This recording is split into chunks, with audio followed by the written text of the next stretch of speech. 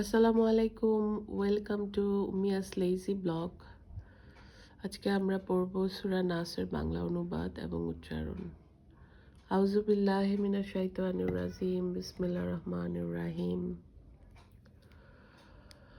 কুল আউযু বিরাব্বিন নাস, মালিকিন নাস, ইলাহিন নাস, মিন শাররিল ওয়াসওয়াসিল খান্নাস, আল্লাযী ওয়াসওয়িসু ফি সুদুরিন নাস, মিনাল জিন্নাতি ওয়ান নাস। বলুন, আমি আশ্রয় গ্রহণ করছি মানুষের প্রতিপালকের, মানুষের অধিপতির, মানুষের উপাস্যের, তার অনিষ্ট থেকে যে কুমন্ত্রণা দেয় ও পালিয়ে যায়, যে কুমন্ত্রণা দেয় মানুষের মনে, জিনের অথবা মানুষের মধ্য থেকে। এটা হচ্ছে আমাদের কোরআন শরীফের লাস্ট সূরা। তো আমাদের লাস্ট সূরা লাস্ট আয়াতটা হচ্ছে জিনের অথবা মানুষের মধ্য থেকে। তার আগের লাইনটা হচ্ছে যে কুমন্ত্রণা দেয় মানুষের মনে, জিনের অথবা মানুষের মধ্য থেকে। তো আল্লাহ আমাদের সতর্ক করেই দিল না লাস্ট সূরাতে, সূরা নাসে, যে মানুষের মনের মধ্যে কুমন্ত্রণা দিবে কিছু জিন ও কিছু মানুষ।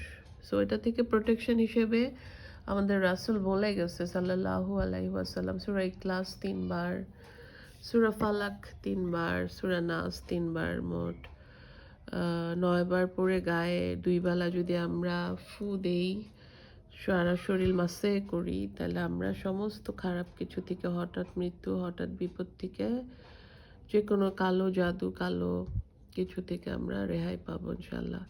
তো আমাদের এই জিনিসটা, এই আমলটা অ্যাজ এ মুসলিম সবসময় করা উচিত। আর সূরা নাসের শেষ লাইনটা পড়লে আমি সবসময় চিন্তা করি যে কত মানুষ আছে পৃথিবীতে যারা মানুষের মনে খারাপ বুদ্ধি দিতেছে।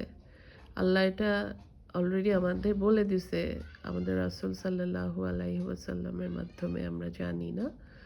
তো যারা অনেক বছর ধরে সূরা নাস শুধু মুখস্থই পড়ে আসতেছে কিন্তু অর্থটা জানে না, তাদের হয়তো সাহায্য হবে। আমি আবারও পড়ছি অর্থটা। বলুন, আমি আশ্রয় গ্রহণ করছি মানুষের প্রতিপালকের, মানুষের অধিপতির, মানুষের উপাস্যের, তার অনিষ্ট থেকে যে কুমন্ত্রণা দেয় ও পালিয়ে যায়, যে কুমন্ত্রণা দেয় মানুষের মনে, জিনের অথবা মানুষের মধ্য থেকে। কিছু মহিলা আছে যারা অবিশ্বাস্যভাবে মানুষের মনে কুবুদ্ধি দিয়ে একটা সংসার ভেঙে ফেলে, একটা ভাই বোনের মধ্যে ঝগড়া লাগাই দেয়, একটা শ্বশুর আর শাশুড়ির সাথে বউয়ের ঝগড়া লাগাই দেয়, কাজের মানুষের সাথে ঝগড়া লাগাই দেয়। এগুলো আমি বহু দেখলাম জীবনে। তো এগুলো আল্লাহ বলে গেছে অলরেডি না, যে কুমন্ত্রণা দেয় মানুষের মনে, জিনের অথবা মানুষের মধ্য থেকে। এই যে এখানে জিনের ব্যাপারটা আমার বলতে ইচ্ছা হয় যে যে বাথরুমে যখন আমরা যাই, ওয়াশরুমে যখন আমরা যাই, তখন আমাদের সবার উচিত ওয়াশরুমে যাওয়ার দোয়াটা পড়ে যাওয়া এবং বের হয়ে আস্তাগফিরুল্লাহ বলা। তো ওয়াশরুমে যাওয়ার দোয়াটা লিখে ওয়াশরুমের বাইরে পোস্ট করে যদি মুখস্থ করে ফেলে কেউ, তাহলে এটা অনেক। আমার একটা ফোন আসছে, 1 মিনিট। তো এটা অনেক ভালো হয় যে ওয়াশরুমে যাওয়ার দোয়াটা আমরা মুখস্থ করে ফেললাম।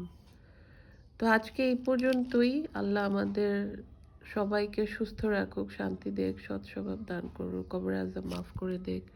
যারা আমার অডিয়েন্স শুনতেছে, আমার ভাঙা ভাঙা বাংলা, ভাঙা ভাঙা আরবি, তাদের উপর আল্লাহ রহমত নাজিল করুক। আপনারা কে কোথা থেকে দেখছেন কমেন্টে লিখবেন আর শেয়ার করবেন। একটা কোরআন শরীফের আয়াত আমরা যদি ছড়াইতে পারি, অর্থটা যদি বুঝতে পারি, অনেক সওয়াব, অনেক মর্তবা। আল্লাহ আমাদের সবাইকে কবরের আযাব থেকে মাফ করুক, দোজখের আগুন থেকে মাফ করুক, জান্নাতুল ফেরদৌস দান করুক ইনশাআল্লাহ। দয়া করে সবাই আমার চ্যানেলটা সাবস্ক্রাইব করবেন এবং শেয়ার করবেন ইনশাআল্লাহ। আমিন।